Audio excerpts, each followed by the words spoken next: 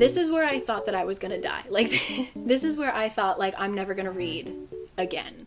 Hi everyone, it's Carrie. Welcome to the channel. First of all, I was gonna do like a quick edit to this and insert the sponsorship, but who appeared at my door not 10 seconds before I started filming this but my beautiful UPS man, who literally is beautiful. He is a joy to see every month, who brought me my Book of the Month books. Anyway, I am so surprised that I'm even filming this video because I thought this month was going to kill me. It started off rough, and then it just continued. Like, the amount of times I actually wanted to throw my book across the room was too high for 1 month, and February is a short month, so it was rough. So I read some good books, so I'm gonna take you on that journey, but first, like I said, my little book genie came to the door, and I have the Book of the Month books to talk to you about. What is Book of the Month? They are the sponsor of this video. Book of the Month is a company that will send you a book a month or more. They have a team that combs through new releases, picks out the very best from all different genres, and then you are able to choose which books that you want at a low controlled price. They are all hardcovers, and honestly, this month is potentially the best month I have ever received. It would be so difficult for me to pick one that I want to read, so I'm gonna go through them. These are ones that are available for March. If you would like to get your first book for $9.99, yes, a hardcover new book, $9.99, you can use the code CARI. Okay, starting with the verifiers. I don't really know what this is about, but it seems like our main girl is a lover of murder mysteries, and she has found a job, an online dating detective agency, and one of her clients goes missing and she gets roped in. I am intrigued. The Paris apartment.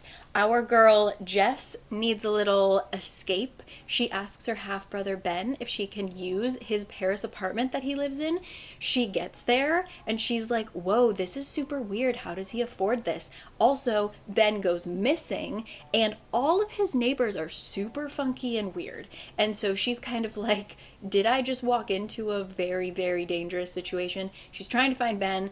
Everybody in the building is a suspect, and it takes place in Paris. So there you go. We got a romance for you. This is Dating Dr.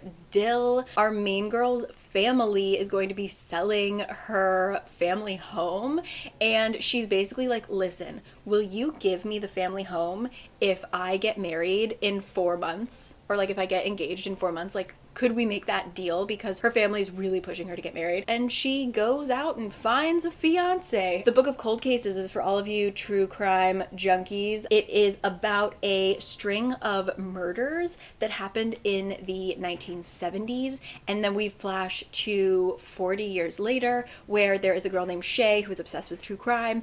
And they never solved these murders. So she ends up asking if she can interview the prime suspect that never got prosecuted, and it is just kind of this series of them meeting and her feeling increasingly like, oh my god, why did I agree to interview this murderer? I feel unsafe. So yeah, it's a true crime extravaganza. Tell Me Everything seems like a very heavy book. It's the story of a private investigation.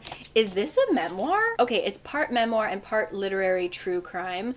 It is about actually the author Erica, who goes into private investigation because she just has like this face where everybody like tells her everything, so she's like, I could put this to good work. And so she really loves what she does, but she gets put on this case that involves sexual assault, and because of her history with it, she's kind of like, I really shouldn't be working on this case. It is not good for my mental health, but she so greatly wants to help and solve it that she goes into it, and she kind of just gets consumed by this case for years, and she talks about it. Seems like it will be a heavy book, but quite interesting. So if you are interested in like true crime, PI stuff, there you go. The Unsinkable Greta James is about a musician whose mother has just passed away, and so her life just kind of spirals. She can't perform, and her father has always been really not supportive of her creative career.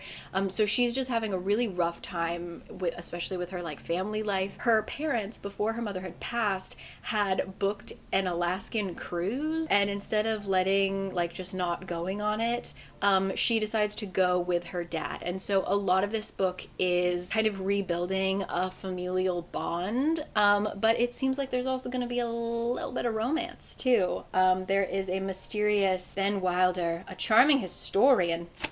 All right, and the book that I think I would choose out of all of these, I'm not sure, it comes in this cute little box, is The Cartographers. Look at this cover. Cartographers is about a girl named Nell, and her father is a cartographer, and so she also became a cartographer. She's obsessed with maps. She had this kind of huge blow up with her father over this like stupid map. They got in an argument over this like crappy gas station map, but he like fired her and ruined her reputation, and they like haven't gotten along since. And when she finds her father dead in the New York Public Library, yeah, she realizes that that map, that crappy map, there might be a little bit of a secret to it. It says that it is for fans of Joe Hill and V.E. Schwab.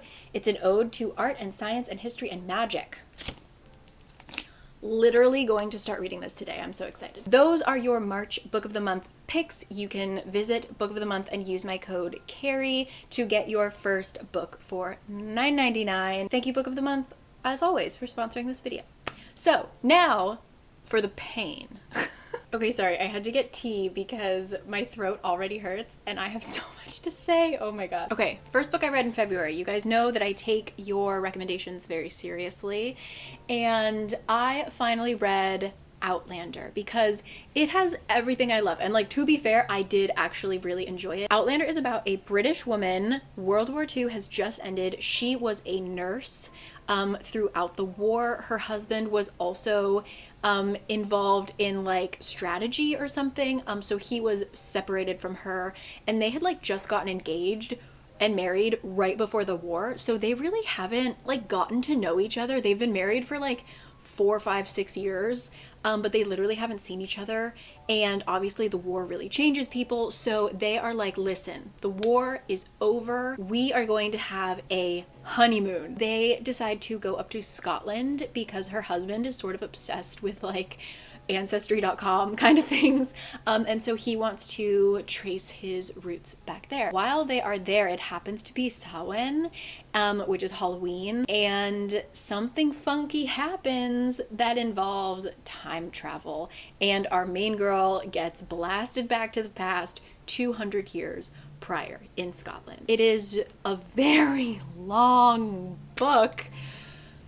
So I'm kind of an idiot. This has happened to me a handful of times. As you guys know, I get most of my books from the library digitally, and so I read on my iPad, and the iPad's thickness doesn't change depending on how long a book is, right? So sometimes my Kindle will tell me page numbers, sometimes my Kindle will tell me location numbers, which doesn't make sense, but I'm like, you know what? I'm enjoying the book, I'm gonna read it. Who cares how long it is, right? This book happened to show only the location number, so I didn't know how many pages this was. Guys, this book is 900 pages long, and there are like 10 books in the series.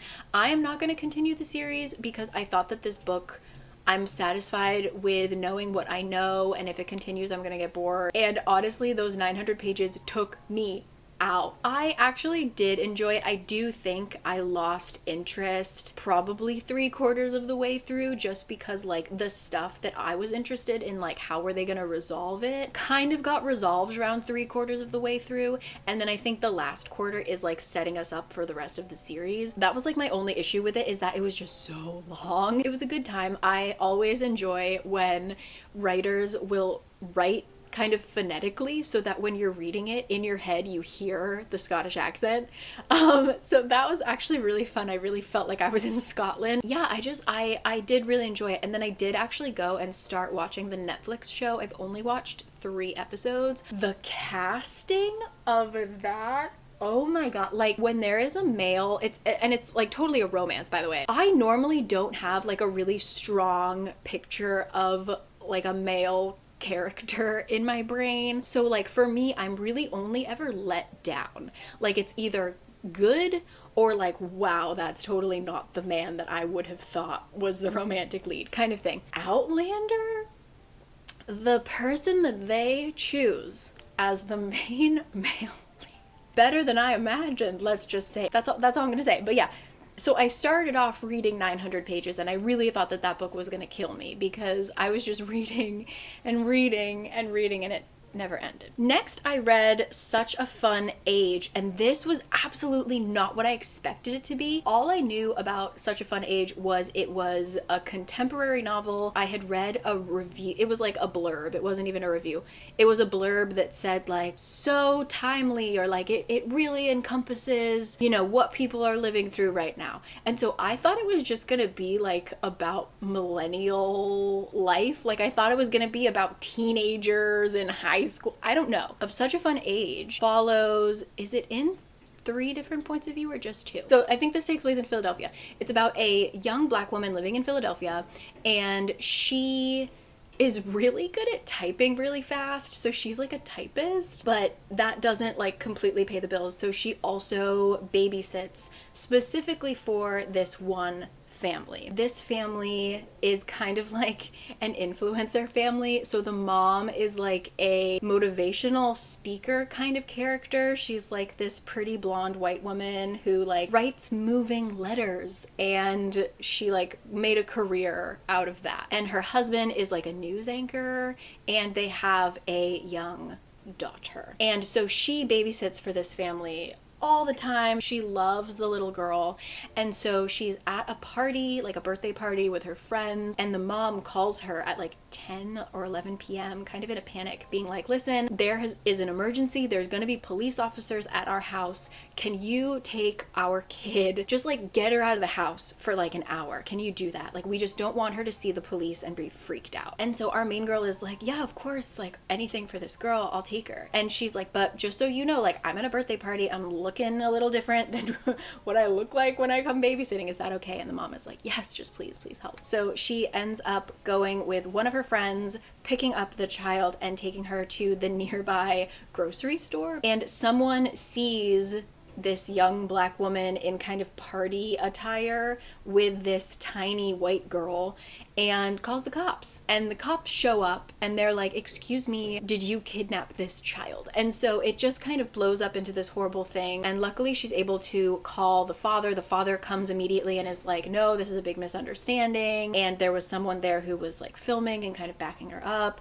But this like really kind of unsettled her. And this event is kind of the catalyst for the rest of the novel, where the mother is so concerned with like losing her babysitter, especially because the husband has had an issue with on TV. He made a comment that got him in trouble for being a little racist. So she's like, we can't lose our black babysitter because then it's just gonna look even worse, right? And so what ends up occurring, I really think what this book ends up being about is like this like thing that we see all the time, which is like white people battling to be the wokest white person, and the people who are actually being affected by whatever they're trying to like out woke each other with are kind of silenced. It's like they're shouting over this girl's head constantly. So yeah, it was just a book that I didn't know what it was going into it. Definitely kind of shows very realistically that whole like battle of the wokest. And so yeah, I think definitely if you are interested in contemporary kind of drama, I understand why people are rating it so high. I just literally thought it was going to be about like teenagers.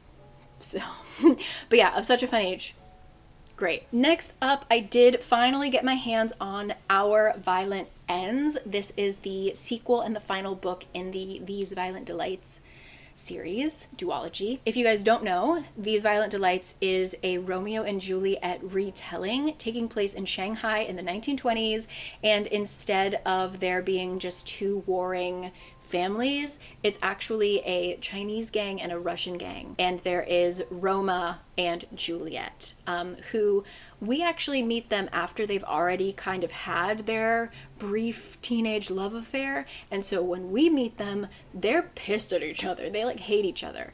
But there's still this like romantic tension, right? There is also this strange like monster thing going on. I don't know how to describe it. It was a weird thing. So Our Violent Ends is a continuation, and how do I talk about it without spoiling it? I think it might just be Chloe Gong's writing style, but I felt like especially in this, in the second book, the scenes were so short and so fast that it was like, it felt like it was just a supercut of everything that was happening. Like I felt rushed through the story, but at the same time, like things weren't really happening. It was just like, let's zoom the camera and see what Roma's doing, and then zoom the camera and see what Juliet's doing, and then zoom the camera and see what Benedict's doing. So I just like couldn't get into the story because I was constantly like, whoa, okay, that's happening. So I think it was just a writing style thing. It wasn't that the book was bad, it was just that it was really strangely paced for me. So I didn't have an awesome time with it. But I will tell you that the ending saved it. Like, I'm so glad that she ended it the way that she did, because I would have been, I don't know, a little let down if she had done something different. But I think that the way that she ended it was really excellent. I'm a little pissed because the character that I loved from These Violent Delights, I hoped that he would be in it a lot more in the second one, and he wasn't. Give me what I want, Chloe. I think that with These Violent Delights, it also had that kind of like quick thing going on, but the characters were new. Everything was new. So I was so excited to like learn all of these little treats about everybody. But then with the second one, it was like, okay, but I know these people now. Like, let's do the thing. Like, let's get the story going. I don't know how to explain it. Wasn't my absolute favorite. These Violent Delights was definitely better, but I definitely appreciated the way that the series ended. That's that. Next up, I actually have the physical. This was a book of the month from last month. Maybe January. This is The Maid. I am always so nervous to talk about books when the main character has, I don't know if she openly says, if she calls it Asperger's. She's definitely neuroatypical, and the book is really about that. And so I'm always like a little nervous because I'm just not sure how people feel about the portrayal of this, especially because I don't know. I'm not sure if the writer is neuroatypical. I did enjoy the book. It almost felt like ASMR is the only way that I can explain. Our main character is Molly, and she is a housekeeper in a very hip hotel, I think in LA. And she loves her job because she really likes doing things kind of in a very orderly way, following rules, making things spotless, and she's very cool with being kind of invisible. Like her boss would prefer it if they were, you know, behind the scenes workers. And so much of the book is just her like talking about exactly how to clean things. And that's why I say it was like ASMR, like my brain. I loved those descriptions. The action turns up when one of their regular customers, regular guests, is found dead in his hotel room, where she found him, and she was the person who always cleaned his room. So like she kind of has this superficial relationship with him, but like she knows him. And because of the way that she speaks and the way that she answers questions, they suddenly start to suspect her. So she finds herself in the middle of a murder investigation where she is the prime suspect. And I just thought that it was actually quite charming. It was definitely a lot of dramatic irony where as a reader we could see a lot of things that she couldn't. At the same time, it was just like a quick, fun little read, and I thought that the ending was charming as hell. So if you just need like a really quick thing to pick up, The Maid. Next up, I finally read Yoke, and I have no idea what I thought Yoke was going to be about. I thought Yoke was going to be super short. It's about 300 pages. I was thinking it was going to be like a 100-page read it in an hour and get out of here. First of all, this is such like a backdrop to the actual plot, but it is such a love letter to New York City. The way that Mary H.K. Che writes about New York, I just want to be her friend. Like, she gets me. She would talk about things like collecting New Yorkers. So if you have like a routine, and you, in any city, you'd probably do this. Like, you know, when you're walking to work and you see the same person every day, but you like never talk to them. And if you kind of create this like weird imaginary narrative in your mind, like, I wonder what they do, they're probably like blah, blah, blah, blah. So she talks about that, like collecting New Yorkers, all these really strange characters that she sees, and she's just like, I hope that I see her today, and like, isn't she just so interesting? Like, having this mental map of the best public restrooms in the city, like, yes, I just felt like she got me, and so I was really locked into the story from there. But it is about our main girl who is living in New York, and she is kind of estranged from her family. Her older sister also lives in New York, but she never sees her.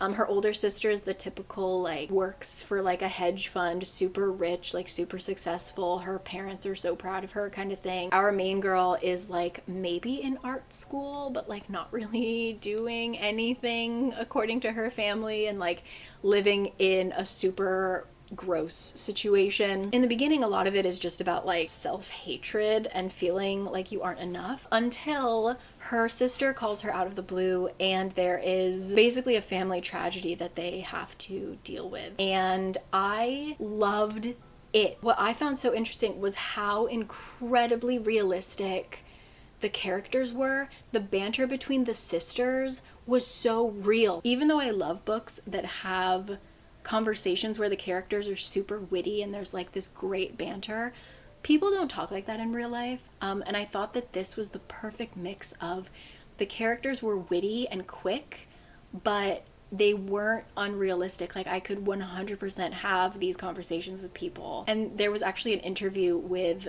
the author that basically said she's very jealous that her fictional characters get to hang out.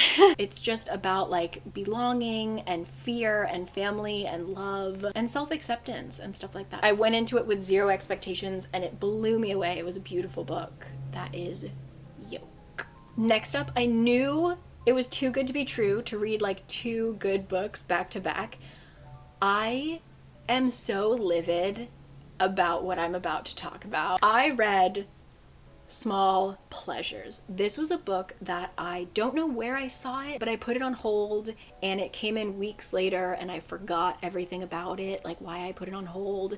And so I was like, thanks, past me. I thought there was witchcraft involved in this book. No. It is about a woman, I think she's like in her 40s. She is a journalist, and their paper had published an article. They have found that like rabbits or something, like some mammal could have, what is that called? Like reproduce just by itself, you know, whatever that's called. Like basically what the Virgin Mary did, allegedly, right? Jesus just came to be, right? Some lab discovered that like rabbits could do it. So if this mammal could do it, then humans must be able to do it. They get a letter to the editor from this woman in town, and she's like, yeah, I did that. I had a baby with no father. Come see her. I'd love to be interviewed. Let's talk about it. And so our main woman, who is the journalist, is the only woman on staff, and so all the men are like, why don't you take this? Like, we don't want to talk about pregnancy with this lady. She goes to this woman's house, starts interviewing her. Her daughter is like a creepy carbon copy of this woman. Like, they look exactly alike. Even though this journalist is like, listen, it's my job to like prove you wrong, basically. Like, I need to fact check you like crazy, and in the meantime they're going to the doctors to get tests and all this stuff, and the woman's like, yeah, of course, anything, like, go ahead, do it. What ends up happening is the journalist becomes really close with this woman, and she, like, the journalist doesn't really have any friends, and so she starts hanging out with the woman and the daughter, who she loves, and eventually she like creates this really great friendship with the husband too. Like, she really feels like she's part of this family. She's very lonely, so like that's a really wonderful thing for her. But in the backdrop of this, she's still fact checking this woman. What ends up happening, I'm not gonna spoil it for you, but the twist in the story is unnecessary and just kind of like gross for how wholesome. There is absolutely, trigger warning, there is rape. I feel like she could have found any other way than to add that in, especially the way that it happens. The other twist was like not really even hinted at, and so it was just kind of strange. And then the very, very ending is just brutal and horrible, and I was so so mad. I was mad to the point where I went online and I was like Googling the ending and being like, did this really happen? Like, is this supposed to be ambiguous, or like, did this blah, blah, blah? I'm so mad. Long story short, it's a tragedy. Like 100% it's a tragedy. And I didn't expect it, and I don't know why this was written. Like, I do not know why this book was written and published. Has anyone else read this? Please talk to me about it. Why does this book exist? How did Past Me find it and put it on my holds list? I was so mad. And that was the first time I wanted to throw my book across the room. Not the last. That's small pleasures. I feel like Heartless just cursed me with bad book endings, or like difficult to swallow book endings, you know? So the next book that I read was Anatomy, a Love Story. I enjoy the podcast Noble Blood, hosted by Dana Schwartz, and she wrote her first young adult novel, which is Anatomy, a Love Story. It felt like it was written for me. It takes place in Edinburgh in the 1800s. Again, we got that Scotland. And it's about a girl. She's not like royalty, but you know, she's well-to-do in society. But all that she really wants to do is become a surgeon. This is like the time where surgery is really becoming a popular thing. You can go to like surgical theaters and watch someone perform a surgery and stuff like that. Obviously, she can't do that because she is supposed to just get married and, you know, be a lady, whatever. But she decides, you know what? I'm gonna take the physician's exam, and if I pass it, then maybe whoever I marry will be cool and like will let me be a physician or a surgeon. And so in order to practice, she needs bodies to experiment on. So it's a little gruesome. It's like kind of dark. But in the 1800s, there was a popular profession called resurrection men, and they were basically grave robbers. They would dig up newly buried bodies and sell them to medical students so that they could, you know, experiment and practice surgery. So she ends up kind of befriending this young boy who is a resurrection man, and they strike up a deal. And I liked it for the ambiance kind of in the beginning when we got to know her, when we started learning about surgery and like that kind of world in the 1800s. Like, I thought that was really interesting to read about. I just felt like it was a little bit weak. Like, there is romance, it happened really suddenly, and also like nothing really happens. It's just a bunch of like goo eye kind of thing. Then the ending happens so quickly. There is a twist. I was so, again, like, I wasn't gonna throw my book across the room, but I was definitely very disappointed in it. I understand why she ended it the way that she did, but I was kind of like, that's it? Like, that's how you ended it? So I would say, like, maybe for a younger audience, like younger, like, I don't want to say borderline middle grade, because I feel like it's also kind of icky, like talking about like, you know, opening up bodies and stuff. But it definitely felt like it wasn't all there, you know? The beginning was great because Edinburgh, I'll read anything that takes place there. So that was Anatomy, a Love Story. This is where I thought that I was gonna die. Like, this is where I thought, like, I'm never gonna read again. I reread House of Earth and Blood because I forgot everything. And then I read A House of Sky and Breath. This is Crescent City. The naming situation of this series is very confusing. So yeah, they're both 800-page books, and I thought they were gonna take me alive. Here's the thing. I actually found a tweet, which I will put up here if I can remember it. Someone tweeted something, it doesn't really matter, but the reply was that they enjoyed reading Crescent City because it was just like, as you were reading it, it was just, you could look back and be like, what on earth is happening? That's really how I felt. Like, I didn't hate these books. I think I love a lot of the characters. There's a lot of characters. I love some of the characters, so I enjoyed reading about them. This world is so complicated, unnecessarily complicated. And then at the end of House of Sky and Breath, this is where I actually wanted to throw my book. What is this series even about? It follows a girl named Bryce, who is half fae, half human. Her best friend, Danica, is like kind of head of the police force. She's a wolf. It has every kind of mythical character you can imagine. They are like attached at the hip, party every night. They love to go clubbing, drinking, snorting things, whatever. I did kind of appreciate that, where a lot of times female characters, or like women in general, it's looked down upon if you're a party girl. If you enjoy going to the clubs and drinking and whatever, people are kind of like, whoa. So I appreciated that she was just like unapologetically party girl, if that makes sense. But a horrifying tragedy happens that I remember I was really taken aback when I first read the book. And she has to get involved in an investigation, sort of for her protection, but also like to keep an eye on her because she's kind of a suspect.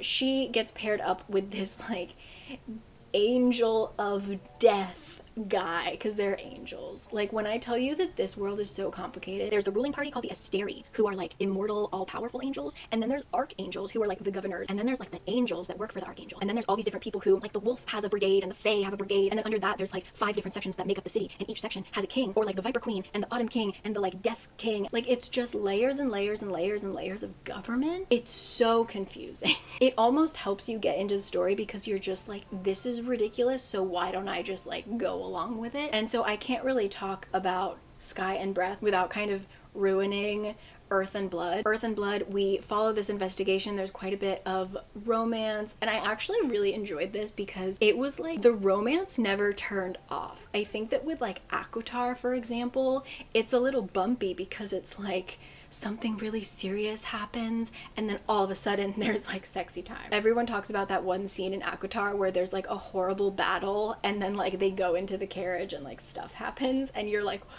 aren't we like in the middle of a war? Like, aren't people dying? You know? I feel like with Crescent City, she just kind of like kept that sexual tension there no matter what the situation was. So I didn't feel like, whoa, like, why are we doing this now, you know? And actually, there wasn't a whole lot of action, like that kind of action, in Earth and Blood, which I found amazing that she could string us on for 800 pages. But anyway, I basically think that Crescent City as a series is an absolute mess, but it was kind of fun. Some of my friends who have read ACOTAR, I've messaged them immediately and I was just like, you need to read Crescent City only so that you can read House of Sky and Breath. Because Sarah J. Maas did something. She did something. You know how I said that there's werewolves, fae, mer people, everybody's included in this? Do you know that there are now aliens? Instead of talking about things being different dimensions, she talks about it as different planets. And Sky and Breath goes a little deeper into it, but we're basically talking about aliens now. I can't tell you anymore, but God, oh my God. The way that she ended Sky and Breath, I screamed. Literally, I wish I was filming it because my husband fell off the couch because I shouted so loud. If you've read it, let me know how you felt about the last word in the last chapter, and don't you dare skip ahead. Read the whole book. Don't read the last page, okay? Don't cheat. So that was like 1,600 pages that I read in that world, and I just like, it took me so long. Like, normally I can finish books in like a day, 2 days, 3 days. I was like in that world for a week. It felt like a bad TV show or like a bad movie. It's like when I rewatched Twilight, you know? Anyway, that's Crescent City. Okay, last book, I promise. Last but not least, I read Hemnet. It was cute. I read it in about a day. It was pretty short. I actually had no idea that Shakespeare had children, or like maybe I knew, but I forgot. Shakespeare actually had 3 children. He had his firstborn daughter, and then he later had twins with his wife, Anne/Agnes, and it was a boy and a girl, and the son named Hamnet died from unknown, probably like an illness, but not a whole lot is known about Shakespeare's family. They didn't live in London. Basically what the author did was take this kind of blank space in history where we know names and we know dates, and that's about it. And she told what could have happened, like what could it have been. And actually the only thing that is clear is that right after Hamnet, the son's death, 4 years later, Shakespeare produced the play Hamlet. And so it's all kind of tied into that, I think, pretty beautifully. And it actually doesn't center so much on the son. It actually centers a lot more on the mother. It tells the story of who is Anne/Agnes. And she's kind of like this mythical character. She's the author really just kind of gives her so much life and such an interesting backstory. You don't see a whole lot of Shakespeare kind of until the end, and I thought that the way that she tied it into Hamlet and it being a way of him grieving the loss of his own son and stuff like that was really beautiful. It wasn't like absolutely my favorite book of the month, for example, but I thought it was very sweet and very charming, and I really fell in love with the mother character. Yeah, that was Hemnet. What am I reading right now? Oh my god, I skipped one. Oh no. Right before that, I read Love in the Big City. This was a very quick book. It was like 100 pages. It is a contemporary novel set in Seoul, and it's a memoir, basically 3 short stories